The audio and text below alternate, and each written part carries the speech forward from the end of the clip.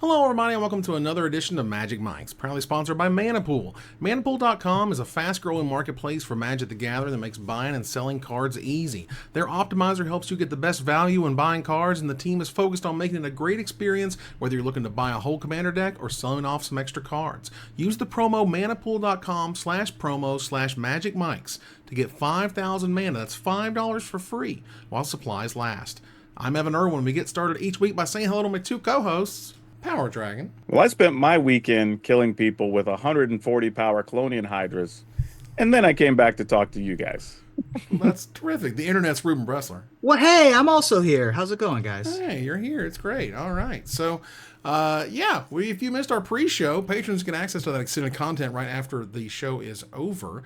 And do check out that manapool.com thing because it's free money. I'm not kidding. Go get some Literally free money. Free dollars. Don't That's you right. like free dollars? I like free dollars. Now, And honestly, I went and look. You go to the link. You literally click a button, set up an account. $5. $5. Like, that's literally it. It's that simple. Right. Just like that, you did it. You're a champion. All right. So we kick it off here with our first pick, which is the Avatar cards are now flowing. The Avatar set will be here in just a few weeks. The official preview stream happened. Did they hire the Zuko voice guy for that? Did I hear that Dante correctly? Bosco? I don't know, Yeah. maybe.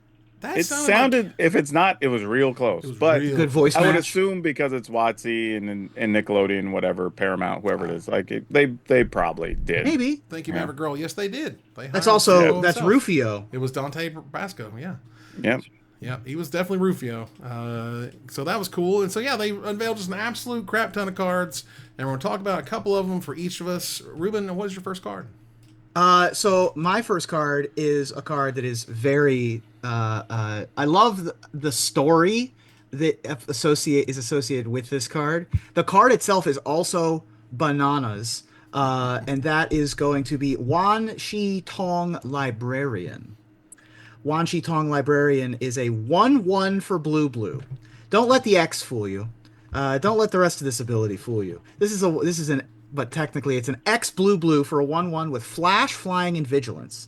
That says when it enters, put X +1/+1 counters on him, then draw half X cards rounded down. And whenever an opponent searches their library, put a +1/+1 counter on Wan Shi Tong and draw a card. So very often what's going to happen is you're going to play this in response to something going on the stack that would shuffle, like a search effect. And you're just going to have a 2-mana 2/2 that drew a card at instant speed when it comes into play. You get to play it at the end of your opponent's turn. You get to sit back and wait. It's just an incredibly powerful card.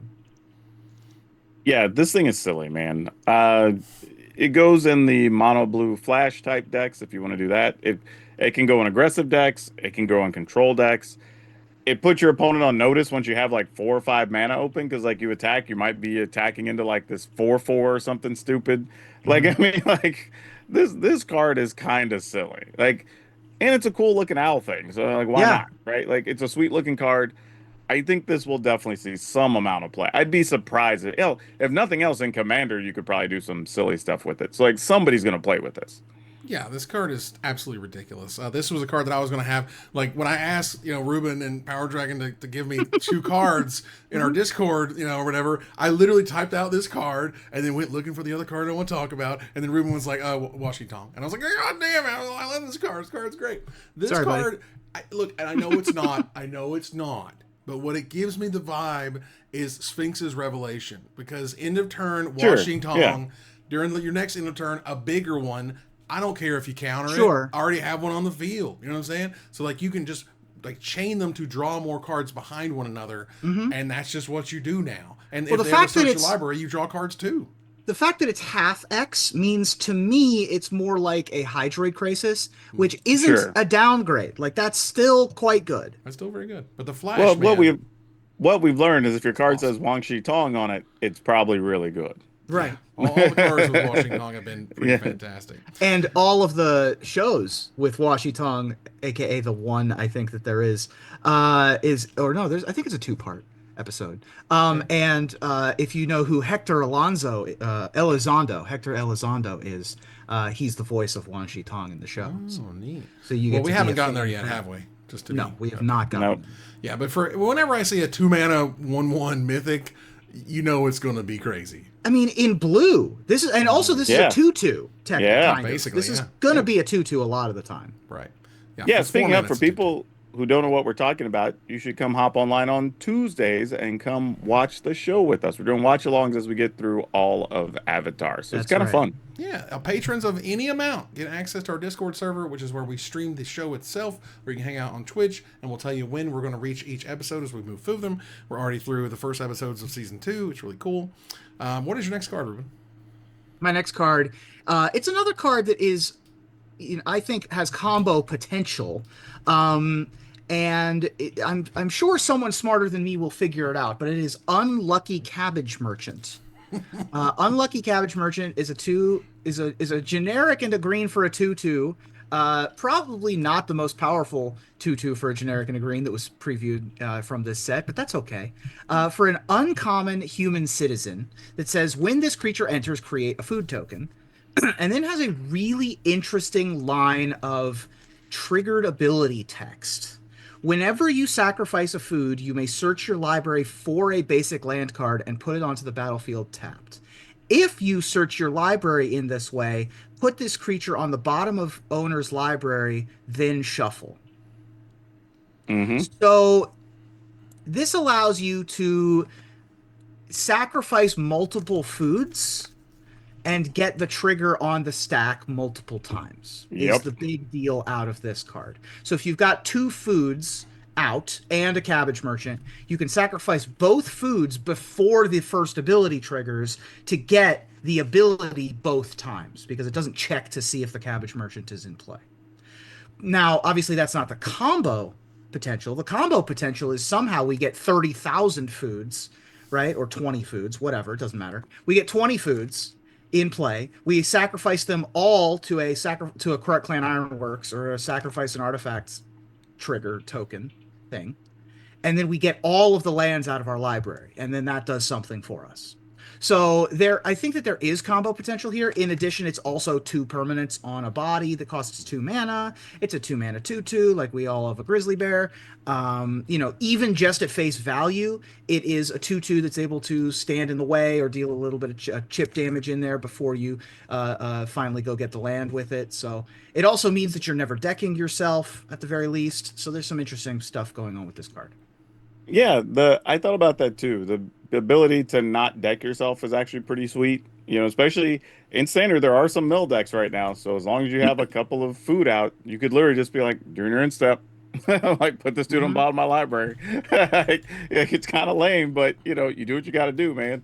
But yeah, I think it's an interesting card even in multiples to sack 1 food to go get 2 land. They shuffle back in or whatever. They go on the bottom, right? So there's some fun things this can do. But I'm with you. If you can get even just 3 or 4 food out, then you draw this and you're like, great, sack it to whatever I'm sacking it to, get 4 land or whatever.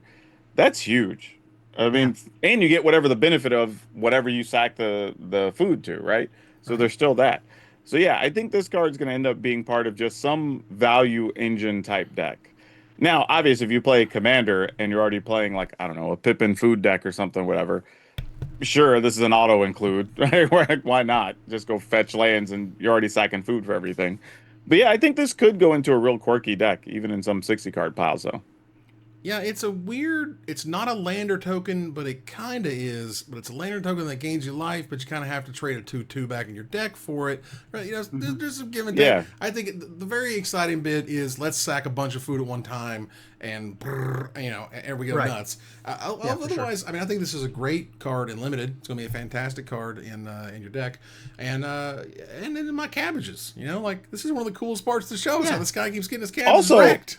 Flavor wise, it's perfect, right? Because the dude comes out, he has his cabbage go away, he freaks out, and then he comes back again just to get another cabbage, and then it happens again to him, and so great design to allow this to happen the way it does. Yeah, I was hoping we were going to get a recurring nightmare that has the cabbage merchant on it. Yeah, that's kind of funny too. That'd be so sweet.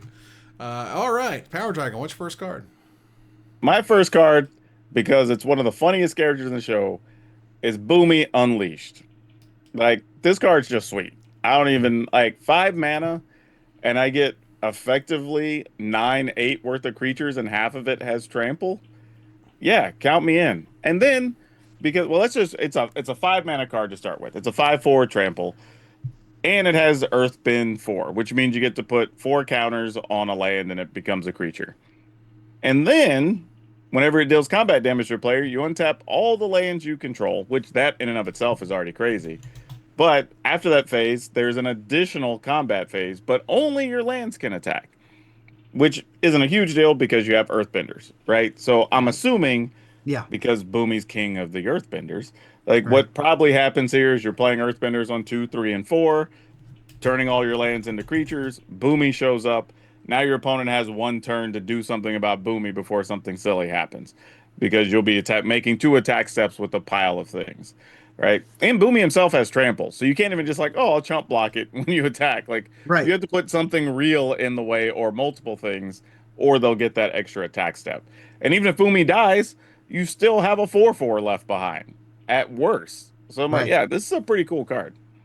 Yeah, the mana cost is a red, green, and 3 generic mana. So for the 5/4, that you make a 4/4, so it's essentially like a 9/8 for 5 mana across 2 bodies, which is awesome. I really appreciate the fact how sort of protected Earthbend is. You kind of can't screw it up. You know what I mean? You can lose the creature, but it just returns as a land. You can sacrifice the land as, sacrifice a creature cost. It comes right back as a land. So it doesn't hurt you in that way. And you also sort of can't screw it up, which I really appreciate. So it's a nice design in that way. And having the land come alive is really cool and attack for you. And the extra attack step, Bumi's really sweet. It also keeps the aggro decks from having to overcommit. Because now you're like, okay, I played my 2/2, 3/3, but I also have this other 3/3 land now. So I can just attack with those, and then if you play your Day of Judgment, like, whatever. Just goes right now back. we'll play real creatures next turn. Yeah, absolutely. Yeah, there's some really sweet earthbending cards, and I think that might be one of the powerful mechanics to come out of the set. For sure. It looks like so far. All right, what's your second card? And why? My second card, this is a little more weird one, but it's the Diligent Zookeeper. It's a 3 and a green for a 4/4 human citizen ally. Kind of normal for the set. Lots of things have 3 creature types. But each non-human creature you control gets +1/+1 for each of its creature types, to a maximum of 10.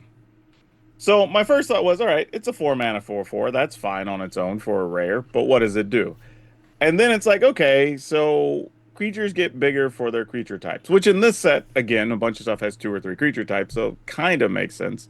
But why exactly 10 as the max? So that kind of got me thinking, because it doesn't work with changelings as we know them, right? Because technically changelings are also humans. Correct. So that wouldn't really work. Right. But it makes me wonder if when we go back to Lorwyn, not all changelings count as humans. Because we've been told things are different about Lorwyn. That's a really cool and idea. It's like, is there a different creature type now that has changeling-like things, or changelings no longer count as humans? Okay. That would be interesting. I've wondered that, because this is a very specific wording on this card.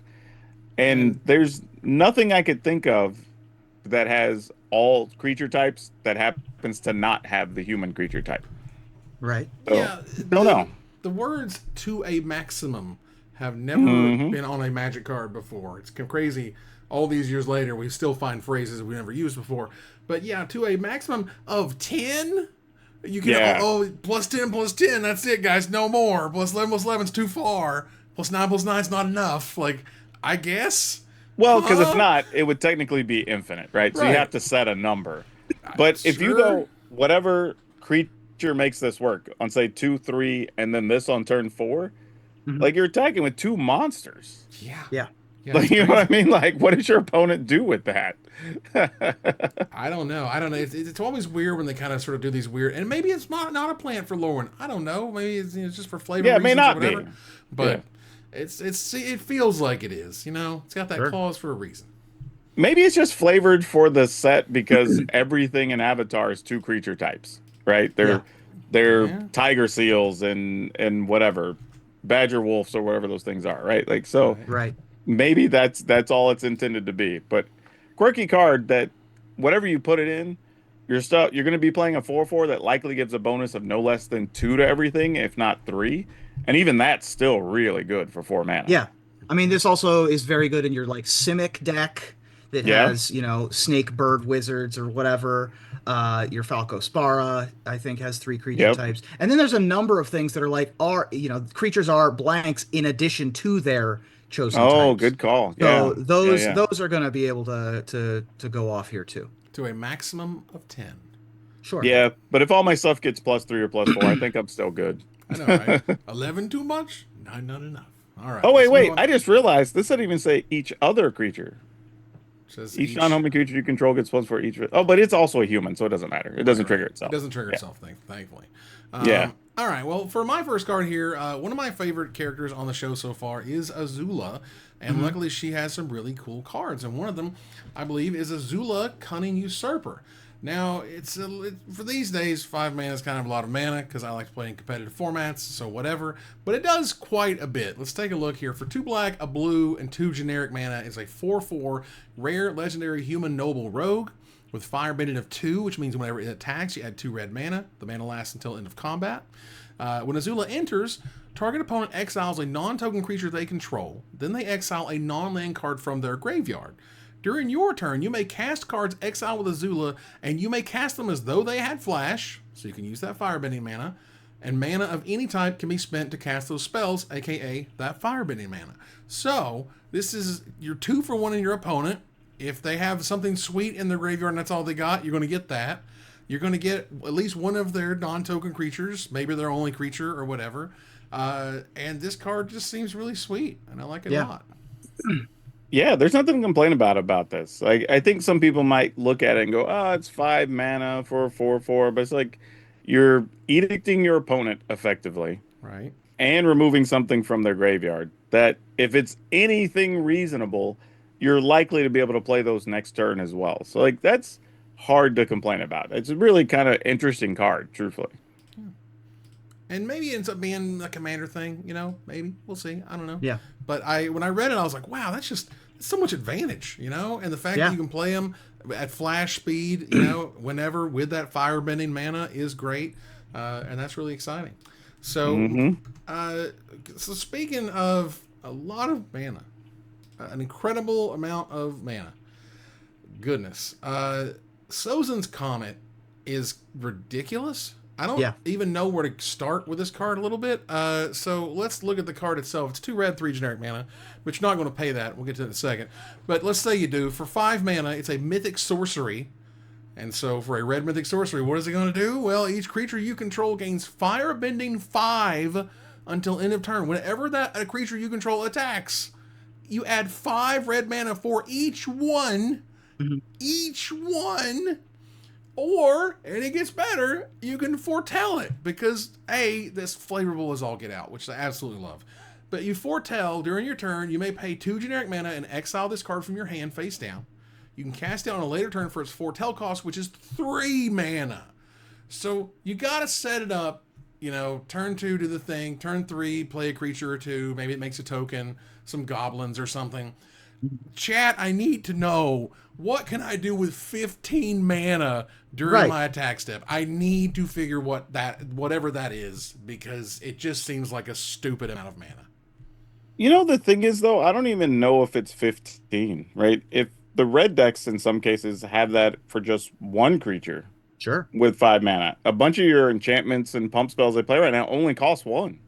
Sure. So it's like you might be able to play 2 or 3 of those during the attack step and just kill somebody with a slick shot. I mean, like, that's it, right? Like, Sozin's Comet, slick shot, attack. Cool. All right. Maybe that's all it is. Right. Flavor-wise, though, this is cool because you got to put foretell when we constantly hear about Sozin's Comet as the story that they tell, right? When this happened, they gained power and whatever. So it's cool that we have a mechanic that sort of fits naturally to work with this type of card. Yeah, they did a great job in the show of being like, the end of the summer, Sozin's Comet's coming. So as it has been foretold, and the flavor is just fantastic. Yeah. And in the meantime, I'm like, if I attack with 3 creatures and get 15 mana, and I don't win that game, what's happening in my life right now? I don't understand it. One of my favorite things I've seen recently was somebody was commenting on Facebook photo of one of the preview cards that has firebending, and the comment was, if you don't have combat tricks, firebending's not very good. And in my head, I'm like, that's Water Tribe propaganda. Like that sounds like a thing that's an in-universe statement. If you don't have combat tricks, firebending isn't very good. And I was like, hell yeah, that's exactly what should But like, happen. why do you need like you don't even need combat? You just have to have somewhere to put the mana. It doesn't have to be a combat trick. I mean, there's a bunch of abilities that say spend X, do this thing, Right. Sure. return cards from your graveyard, draw extra cards, blah blah blah. Right? There's a bunch of things you could do with the spare mana. Hmm. Like, yeah, I don't think it has to be a combat trick. It's just, do you have an outlet for it? Right. Yeah, I would love to know and figure out something that we can do with all that mana. So chat, please drop those ideas. And Oh, if you're that's a watching good this point. later- Hellkites that need to pump Yeah, Sure. The Hellkites need to pump because they generate their own mana. Yeah, I mean, fire breathing obviously Yeah. is great. Um, Or the dragon Yeah. that makes a dual copy, and then you can attack, and then they both trigger fire breathing plus bonus fire breathing from Sozen's Comet. That could be fun. Okay, I can dig it. Yeah, it's tough to find stuff that just lets you go completely haywire, but things like Fleeting Effigy, I mean, you have 3 mana, gives it +2/+0. Yeah. It's got haste, and you can just put a crap ton of mana into it if you want to, I Sure. guess. Sounds like fun. Yeah. the one that I was thinking of is Electro Dominance, but I mean, there are lots of ways that you can spend like on board mana. Yeah, yeah. To be better. I mean, Urza, Lord High Artificer. There's a lot of Charger. yeah. Yeah. A Yeah. lot of the Hellkite stuff, if you want to go to the Infinite and whatnot. Or just big, right? Just big and scary. That's all I'm looking for, is something cool. This is the type of mechanic and ability that I feel like all of design knew about earlier than Oh, later. yeah. So they're like, okay, guys, don't make any, just put infinite mana into something dumb. There was that green blue guy that you pay 8 to make a 2/2 and draw a card, but that's Oh, kinda wait. limited, right? Do we still have a creature that like the mana doesn't run out, or like when it dies, you can spend the mana to burn somebody or something? Like any of those types of cards, we can generate 15. Oh, some of the, Like, yeah, some of the older cards I think you can get completely nuts. Yeah. I'm just thinking, screw it. We'll just take our Draconautics engineer and make a dinosaur. oh, there you go. That's the card. Electro. That's what I was thinking of. Thanks, Yeah. Pharmacist Judge. Ozai does Yeah. that too. I think keeps a mana around. Yeah, so that could be fun. Yeah, I'll take it. You're like, I have all this spare mana. Like, let's do a thing. And for what it's worth, I think it's a fantastic mythic sorcery red card, and those are really hard to sure. design Yeah. in a way that's interesting and not just do something stupid with the top of your deck or whatever. So I think that's cool. So even if it doesn't work out, I really appreciate the design itself, which I think is neat. Yeah. What I do like about a lot of the designs in the set so far is they could also have worked as just being magic cards, right? Yeah. You know, they didn't. They are flavored because they make sense in Avatar sense, but they just work as general magic cards. So it's like really, really cool stuff. Yeah. I really appreciate that even though the 4 types of bending are complicated and are different, like very different, Very different. that even though that is the case, that that they make sense and that they are not overly complicated and that they are a little Yeah. bit different. It is nice. Fantastic. All right, so we're gonna move on to the first bigger. Gather the townsfolk, talk about community issues. Thanks to our sponsor, Mana Traders, the best tool to enhance your Magic Online experience. Use the code MagicMikes_EWN. That's East, West, North for 10% off your next subscription with Mana Traders. Tell them we sent you. We appreciate them sponsoring the show.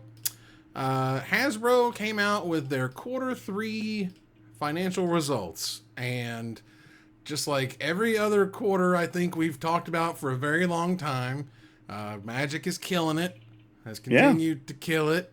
Magic the Gathering revenue grew 55%, which is a lot. I want to stress because we that. had Final Fantasy. And we had Edge of Eternities, turned out to be a really, Of course. well-selling set. Spider-Man happened, even if it was a bubble, it happened. And Secret Lair has been killing it. So, wow, I will take it. None of that is a surprise. I think it's kind of a thing we run into a lot, right? Where people say, nobody wants this, Wizards killing the game, blah, blah, blah. But I'm like, numbers keep going up, man. Like, I mean, I don't know what to tell people, but like, numbers keep going up. Whether that's WotC numbers, whether that's attendance numbers, whether that's retail sales, whether it's like, it just doesn't matter. Like, you can say this isn't a thing, but this is no longer just like a fad. This isn't a thing. This has been like a 5-year run at this point. It's been insane. They know that SpongeBob is one of the best-selling secret layers ever. Literally behind me, right there, y'all. Those are SpongeBob secret layers. They do believe that one of next year's sets will match or beat Final Fantasy. My money would be on Star Trek. I think Star Trek is going to pull in geek dollars like we haven't pulled in geek dollars, Yeah. because it spans multi generations of nerds. I had a conversation earlier with somebody about this, and because I looked at the whole calendar. I'm like, they have to know something we don't know. If you're gonna say this as the person who speaks to investors, right? You have to really believe that statement, because you've been like, hey, Final Fantasy was the best thing ever on day one, and this, that, and the other, and you're like, yeah, we're gonna make a thing that's gonna rival Final Fantasy. Right. Look, man, my mom doesn't know what Final Fantasy is, but my mom knows what Star Trek is. You know what I'm saying? Sure, but does your mom want magic cards? If my mom loves Captain Kirk, like people love Captain Kirk, and buy everything with Captain Kirk's face on it, they'll get the Captain Kirk card. You know what I mean? Mm-hmm. This is very much a Doctor Who situation, just times 1,000. Maybe. Maybe, but I think it's going to sell well. Don't be wrong. I'm not knocking Star Trek, but to say that it's going to rival Final Fantasy, I don't think so. I don't think we're there. But after I thought about it, I'm like, okay, if the person believes this, there has to be something. So I'm going to buy into this is a thing. If this is the case, they might have juiced up Marvel superheroes. Maybe. Okay. Like if you go, hey, we're going to make one of ones of the Gauntlet and all the stones. They've already made the one stone, and that one special foil of the stone is like $1,000 or something. So I'm like, maybe something like that, right? Maybe your alternate arts are serialized versions of art from the 80s and 90s comic book artists or whatever. Yeah, sure. Right? So you get I was going to say Jim Lee, but he works for DC now. So like maybe you get McFarlane's and Rob Liefeld's and Silvestri's and whatever, right? That's the stuff I think you could get people that are Magic adjacent to chase down and have the rare piece of thing they want for their collection. That if you've juiced the set and done something crazy, I think that could get you there. Now, let's throw out another wild idea while we're here with wild ideas. I already threw out that I think that the Hobbit's bonus sheet is going to be reprints of LOTR. If they go hardcore into that, and the Hobbit's a great set, I mean, LOTR absolutely killed it. Like Lord of the Rings crushed it for its day, and this is more Lord of the Rings and reprints of all the best-selling cards from the first set. I could see. I think you could beat Lord of the Rings. Sure, but that still puts you at a way distant second. So I don't. Yeah. You know what I mean? Like I'm telling you, I think it's Star Trek. But we'll see. Either way, they say they pretty much have their pick of partners when it comes to Universes Beyond. I don't know. Yeah, I don't know what brand at this point is going to be like, no, Magic, go away. We don't want your millions of dollars. Well, yeah, if you're going to pay somebody $5 to $10 million, they're going to say yes. Right. There's three IPs that we have not partnered with as Magic that are the Rubicon. Right. They are Hadrian's Wall that we will not go past probably, and we have not gone past. The first is DC, which we talked about with Batman. I think DC is still doable. Plus, I agree. Warner Brothers Paramount wants money right now, so that's doable in like 2028 or something probably. Right. Once we're done with Marvel, then we can do DC for sure. The second one, which is also super unlikely, but not impossible, as opposed to the third one, which is not going to happen, is Nintendo, which we've talked about on the show before. That is really the brass ring. If they do a Nintendo crossover, then that's ball game. Like we got 10 years of sets that we can make. Oh sure. And then the third one, Nintendo would kill it. The third one's Harry Potter, which unfortunately is not an IP that anyone is ever going to partner with ever again, because they don't want to. Not in Magic. Yeah. We saw what happened with when anyone tried to do anything HP Ultimate related. Guard or whatever got stepped. Exactly. I've had to get rid of a lot of my fandom of Harry Potter over the years as well. So that is just something that'll never happen. Other than that, there aren't really IPs that are big enough that are going to be that Lord of the Rings, Final Fantasy level. Now, there are IPs that are almost there. Things like Walking Dead, Stranger Things, Yeah. Those are like probably, Ninja Turtles size. Yeah, like we said, like Supernatural. I'm surprised we hadn't stepped on that one yet. That has like Supernatural's a great one. Supernatural's been off the air for like 12 years or something. That stuff Lord of the still Rings sells, was though. published in 1930, my guy. Like, what do you yeah, want? but Lord of the Rings and Supernatural are not exactly the same thing. No, I'm not saying it's Sure. going to be that level, but I think you could get like a Fallout level product. Like Yeah, I could see sure. Pharmacist Judge, I could see a Dragon Ball. If there is there still a Dragon Oh yeah, Ball Dragon card Ball's game? definitely one. If you want to Sure. shell out the 15 mil or whatever to get it, hell yeah. Well, Dragon Ball. and jump through the hoops. Remember how hard Final Fantasy was? Oh sure. Dragon Ball would be just as hard. I guarantee it. Like, Do you know people wouldn't rush to get a Vegeta commander deck? Yeah. it'd be a lot, I tell you Well, what. I mean, One Piece is super popular right now, but One Piece has their own card game. Yeah, that one you probably got to wait on a little bit. Pokemon is the other one that like they already have their own card game that they're not going to Technically, Nintendo still might have beef with WotC, so we don't know the behind the scenes on that. So. Yeah. And then there's all the Disney stuff, right? There's Mickey Mouse and Star Wars and anything Disney related we're probably not touching. well, again, Not until necessarily their true, games- though. Until I their mean, games you- stop. Yeah, but you do already have a foot in the door with Disney working with Marvel. Yeah. So it's possible, right? Actually, at least willing to come to the table. I just thought of an IP, and old Magic players just hate everything about the conversation we're having right now. But I'm going to say that's it fine. anyway. There is an IP that is incredibly popular, very established, never really waned in popularity. That is Barbie. Now, is For there Secret Lair, enough- sure. Yeah, Secret probably Lair, not for a yes. standard expansion, but Yeah, like, yeah. there's certainly enough for a Well, secret. I'm going ahead and throw down the gauntlet like I was speaking in the pre-show, which I think there's going to be a big SpongeBob set.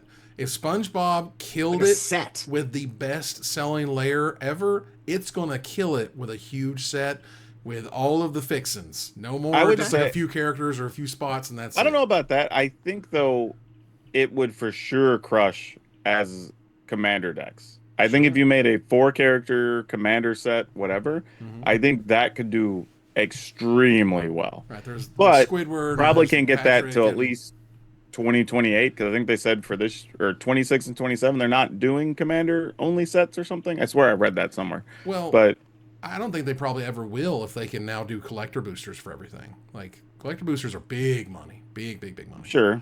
And that's what they turn I down. mean, yes and no because they as per product, yes. So I mean, low cost, high return for the thing, but you do have a much more limited run of them. Whereas if you do commander decks, they literally just print infinite till they stop selling. I mean, we saw that with 40K. They went through, I believe they got to at least I know it was 4 or at least 5 a printings? 5th printing. Yeah. Yeah, I don't know if they got to a 6th, but at least a 5th printing. So you just have the right to keep printing money if you do commander decks. Yeah, and look, I know us old schoolers where the rocks were soft or gnashed our teeth, but Universes Beyond is, quote, just working, and almost every set, quote, breaks records and engagement, and it's not, Yes. quote, slowing down. If anything, I think there's potential to accelerate it, so don't be super surprised if there might be one less standard set in 2027 and one I actually extra don't think Ultimate that'd be- Universes Beyond. I think 3 and 3 will actually be fine going forward. I really do. I bet it's going to be 3 and 4. And they're still going to generate a ton of money. And there's like so many things, like we're saying, like the way you can still do stuff with Secret Lair and all these other side products, like they can make money left and right now with Magic. Yeah, I mean, we'll see. But either way, it's just, again, Universal's Beyond is killing it. Like, as much as they gnash the teeth and they're so angry, and I hate Magic more than I've ever hated Magic. I don't know, man. Your biggest fans are the ones that hate you the most. It's weird. Ooh, can I have like 2 minutes real quick to rant on people about that? Sure. Yeah, okay. So, man, I need to for real just like a spotlight it right now. But here's the thing. We just announced the ambassadors for Avatar, right? We saw that at the end of the thing. I'm in a Discord with some of the other ambassadors while they're like pitching ideas or trying to do some collaborative stuff. Several of them got a bunch of stupid comments already about, well, now our price is going to go up because they have to account for your freebies or whatever. Like, are y'all idiots? Huh? Like, What? there's literally promotional budget for literally every product in the history of ever. Like, and you're only talking about what, 30 damn ambassadors or whatever? Yeah. Like, that's is not enough nothing. product. They're printing hundreds of thousands of boxes. Oh, like for them to billions, send, bro. Like, come on, yeah, man. for them to send 30 boxes of something to people, like that's nothing, y'all. Like that's literally nothing. It's nothing. To be like, oh, well now I'm not going to be able to trust whenever you say you like a thing or whatever. Like one, they're just promoting a set that you can see all the cards of. Make up your own damn mind. Like you don't need, and on top of that, what makes you think that they might not actually just like the damn cards and the property? Yeah. Like just because somebody thinks differently than you doesn't mean it's wrong because they like a thing that you don't like. Yeah. Like, what's wrong with y'all? Seriously. Hopping into people's comments and DMs just because you saw their name on a list and just like throwing out barbs for no reason that have no justification in anything. Yeah. This Like, magical moral high ground of like turning down opportunity because something capitalism bad. What are you talking about? Exactly. Like it's the most idiotic thing. But like watching some of the people, especially some of these people are first time ambassadors. Like they're like, man, WotC reached out to me. I'm finally getting an opportunity. I'm going to go out and crush it and make these cool videos and have a fun time with this. And I'm a super fan of Avatar. And y'all just want to like piss on their parade for no good reason. How dare you? Like for literally no reason. Like they're just trying to make it and make some fun content and they're getting cards they enjoy. Like, man, if you just don't like it that badly that you got to go out and attack strangers. I mean, I know our healthcare system in the US sucks, but find a way to go get some therapy for yourself. Seriously. Because, man, like, or if you got to walk away, walk away. But just attacking random strangers when they're just trying to have fun, like, what's wrong with you? Okay, rant over. We can continue. All right, no problem. You had to get it out, though. You had to get it out. Well, look, we're going to move on here. There's a powered cube now in Arena, and I got to tell you, I was waiting. Like, I was anticipating. I watched LSV's whole draft that he did last week, and I was like, okay, let's go. And I tell you what, I am a machine that turns 1,500 gems into 3 losses. I have tried to draft the stupid... I swear to God, I draft a reanimator deck with 1 reanimate spell. I draft the artifact deck with just not any payoffs. I get Tolarian Academy and tons of artifacts and just nothing. Like, I've tried to play the silly decks, and I'm just getting ran over by, like, creature, swing.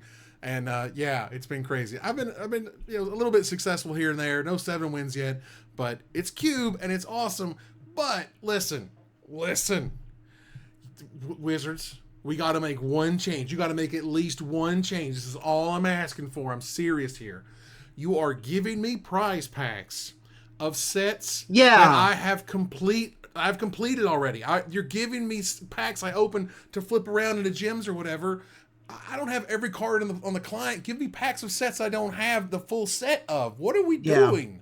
That was weird. That was weird. Certainly a choice. Yeah, like I don't love that I'm getting older packs, but don't give me older packs of sets I've completed. What are you doing? Hell, if nothing else, just give you gold so you can go buy the packs you want or whatever. Like that's weird.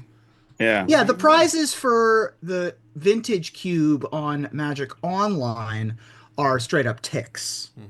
Yeah. So, yeah, I don't know why we're getting prize packs specifically, particularly for, just like really old stuff. It's like, why are we here?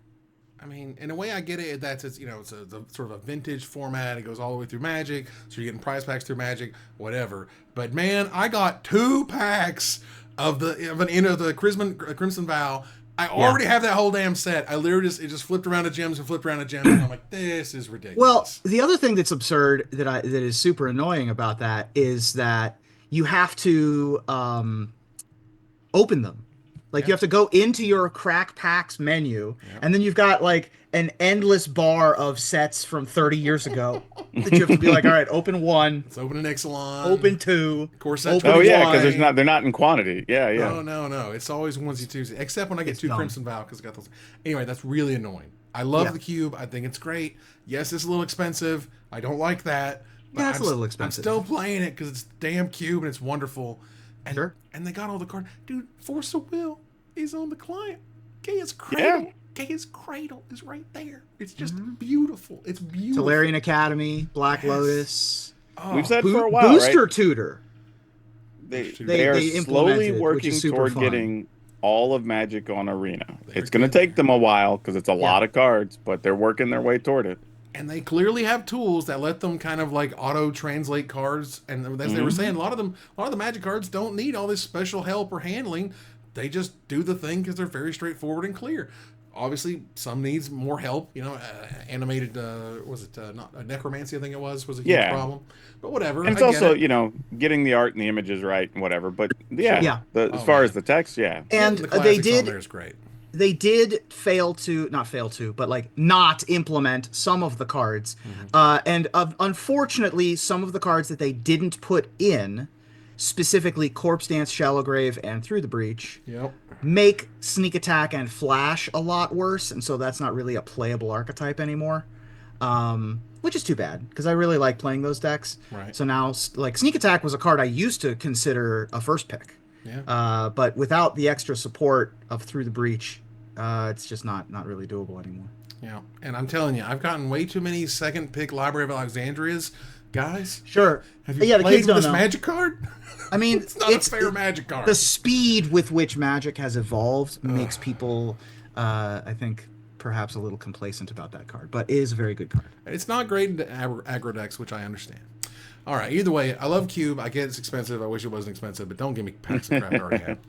All right, moving on here to the Spotlight Series. It kind of had 470 players for the standard Spotlight. Is 200 less than the last standard Spotlight. Was it only 400? 470, yeah. Oh, it felt like more than that. But did it be higher because like he tweeted that like right before the day started or something? I don't know, but Atlanta standard of 1,453 players, Standard Orlando 671, now at 470, and it's just the definitely format is hurting. It has to be more than that because looking at their day one metagame breakdown, it's 172 played Cauldron, 100 played Mono Red. That's already almost 300, and then there was 400 or another 93 that were just other, and then there's a bunch of stuff's like 46, 25. So maybe it wasn't that much more. Yeah, but either way, probably 500 and change or something. Look, I think there is this boogeyman that has been there for as long as I can remember, for as long as Wizards has made excuses not to do things. And that boogeyman is, competitive players would be really upset if we got rid of their deck or their card or whatever before a big event. I have heard that literally my whole life. My whole life covering Magic, talking about Magic, thinking about Magic. And I've also seen situations where cards get banned and that boogeyman is not there. And it doesn't, if anything, it always felt like everything got better because of that, not worse. Because competitive players will adapt because they like to win. That's the competitive part. So if you take away that thing, they're just going to go to the next best thing. Competitive players don't even buy Magic cards. But see, I don't even think that argument works here because the previous competitive event, I believe, was Modern, actually. It wasn't even Standard. So if you banned it when everybody was complaining about it, whatever, you still would have had, 5-6 weeks of runway up to this event? Right. Like, more than that, around that, I guess. So it wouldn't even have been a problem. And competitive players who bought that, they knew damn well that they're buying the most ridiculous thing that has a chance to be banned. We're all talking about it. Like, they know that. So, whatever. Just do what needs to be done. I'm not saying you ban stuff the night before the Pro Tour. I'm not saying that. That's silly. You know what I'm saying? Sure. There is a reasonable expectation that competitive players will pivot when you try to fix your busted format. And the people who weren't playing because they don't like playing in busted 2-deck, plus whatever else formats, you bring those people back. That's what you need for those tournaments. You like those people. Those people help fill the seats and put the entries. And they're not that great at Magic, but they're trying because you made the format different and more exciting and more interesting. But instead, it's just, we know it's Vivi, and we know that Black-Blue can kind of get there, but Mono-Red's going to be, Vivi and yada yada. There's your format, and it sucks, and I hate it. Thanks. Yeah, I mean, the question really is, what all gets banned now, right? I don't think it's we even saw that we logged on to Arena and we got an Alchemy version of Vivi, right? So we know it's coming, right? At this point, it's just, is it just Vivi? Is it Vivi plus Cauldron? Is it Vivi and or Cauldron and something from the Mono Red deck? Who the hell knows at this point, right? But I think it does open things up if you get rid of it. So we're just gonna make this on Desperate Ravens because we're already complaining enough, but. Yeah, sure. I don't know. I think it needs to be the Cauldron and Vivi and a red card. Yeah. Pick one, Sure. They're all kind of OP when they're all put together, so just find one you don't like or has the highest win percentage. But either way, this is, just more teeth grinding of the format. Kind of sucks, and I hate that. I want to, I want it to be the best, attended. They had to turn people away. It's maxed out at 2,000. Let's have Magic kick ass on the competitive side. But I just feel like these lack of decisions because of these boogeyman of somebody might be mad at me or something. Like they aren't mad at you all the time because you're wizards. Right. Random idea, though. Maybe part of their agreement is they couldn't do anything before November. Yeah, we talked about some type of disparagement thing. Can't make our product look bad, whatever. And maybe there was like a, 90-day window or however long that you can't do anything about this. Possibly. I'm just saying. I don't know. But maybe that's the reason they're being coy and it looks really weird to us on the outside. Yeah. I just can't. I need to have the conversation with the designer. Literally anyone at Wizards who thinks add mana was a good idea in any way. Oh yeah, that's a whole different conversation. I'm serious. I don't even know how that got past like the first pass of the first draft of the first card. Really? I mean, we're talking. How? I've known Mark Rosewater for how many years? He knows how scary fast free mana can be. I don't get it. How did it get through? I don't understand. I want to know. I would love to know. I'm never going to know, but I'd love to know. Okay. Last bit here. Goodness gracious. Look. The internet is not real life. A lot of it is. A bunch of it can be, but not all of it. And when you look at a poll that is going to be completed by the hardest of hardcore on Mark Rosewater's Tumblr, who even knows that Mark Rosewater has a Tumblr and asks questions on it, let alone go in there and respond. We're already at percentages. And he holds a poll and he's like, what set are you most excited about for next year? And Reuben Eclipse. Sure. Yeah, of course. Yeah. This is the confirmation and the bias. It's right there. Like it's what they're going to pick because it's the audience you're looking at, That cracked me up. I thought that was very funny. Yeah, very good. I just look at that stuff and people will use that for arguments. And it's like, go to your local store and ask them if they submitted to that thing. Do they even know what a blogatog is? Right. Like the answer is no. Like I told you before, I've literally gone in stores. They don't know what command nights is.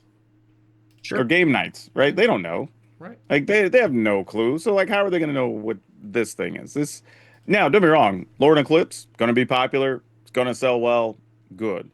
But if you honestly believe they're not going to sell a lot of Ninja Turtles and Marvel superheroes, you're lying to yourself. Oh yeah, yeah. It's a little silly, and I don't know. It just cracks me up when people were just like, look, it's evidence that they need to focus more on in-universe stuff. I'm like, no, it's just the choir. The choir's right there, and they're Here's the thing. And the most this is the example I use for people. We all agree that Tarkir was a good set this year. Very good set. Sold great. First run sold out. Awesome. Yeah. It's not even close to the Universes Beyond sets. It's not even close. It's not. Like, and it was a good set. They focused on it. It got all the promotion behind it. We were all excited. We all talked about it. Everybody loved drafting it. Everything was great. Didn't even come close. Oh. Like, that's just the reality of the situation. I mean, it did well, It did really well. It did very good. And it was hard to find there for a little while. And, just ran off the shelves. And people love dragons. And dragons are fun. I thought it had really cool themes. And the draft format was great. But, yeah. And when you're comparing the numbers, it didn't matter. I mean, Final Fantasy's numbers are kind of insane. So, sure, but Lord of the Rings, it wasn't even as good as that. And Lord of the Rings was insane when it came out. Everyone was like, we can't believe the numbers. I'm like, all right, then. Goodness gracious. All right, let's turn the corner here to the finisher. As reported here last, Arena... As reported here last. Oh, okay. As opposed to reported here first. I see. Is the joke. I got you. I only read these when I get there, so I don't know. Okay. As reported here last, Arena has a new cube. And in that new powered cube, it's not a vintage cube, it's a powered cube, get it right. You get to play wild off-the-wall cards like Booster Tutor and Comet Stellar Pup. By the way, that dog is insane. I just want to just know real fast, that dog is nuts. That thing won me a game all by itself. It was crazy. Like Booster Tutor, Comet Stellar Pup, and Emrakul the Aeons Torn. So with CubeCon having just wrapped up and this new hotness just released, what do you hope will come next, Reuben? Well, I wrote the setup to this joke, so I have to find my... Oh, here we go. Here. Well, I love a cube, but I prefer a non-powered cube, as Evan knows. The swinginess of the Moxen and Friends are not my favorite gameplay experience. Fortunately for me, that's the experience that I get every time that I draft the cube, because only my opponents get those cards. Yeah, you don't get them. And I've been in that seat before. Nice. Nice. PDragon? Well, I'm the opposite of Reuben. So with all the crossovers we've had with Universes Beyond, the standard sets, Commander stuff, Secret Layers, tons of things, I'm excited to see if maybe we get an IP crossover cube, because it's about time. And if there's any brand that'd be perfect for a cube-shaped product, it would be Nintendo, because we can finally get the Nintendo game cube. Now that they have implemented a bunch of strange cards like Urza's Saga into Arena, I'm excited for some older format tournaments like Vintage, Pauper, or even the craziest of lost online formats, Lorcana Pixelborn. Oh man. What do you got to tell? Remember Pixelborn? Yeah. That was so cool. Yeah. It was so Everybody sick. loved Pixelborn. You got to Oh, play actually- all the game for free. It was amazing. I swear where I was at, I saw something on social media that the dude who does Pixelborn actually reached out to the Riftbound folks, and he will be doing stuff with them. Nice. Good. Awesome. I'm pretty sure I saw it. I had a lot going on over the weekend, but I swear I saw that on socials. I hope That's so. Yeah. cool. Smart. See, Riftbound is making all the right moves. Yeah. Riftbound is snapping up the Pixelborn guy. Riftborn snapped up Diana. Riftborn Yep. snapped up all these Magic designers. Excellent, excellent. They're smart. Nice, nice. Well, I'm sure we'll talk more about that over the coming weeks and months. But that ends another live episode of Magic Mics. Thanks for joining us here to discuss all things Magic. Thank you, PDragon. Hey, as always, good to be here. Y'all, go use your mana pool code here. Go to the link. Go save some money. Links down That's to the right. Twitch stuff and the doobly doos and all that stuff. Yeah. What's the link? It's manapool.com/promo/magic mics. There we go. That's right. That's the one. Yeah. And then use our mana traders as well. Hey guys, thanks for hanging out. Happy Halloween.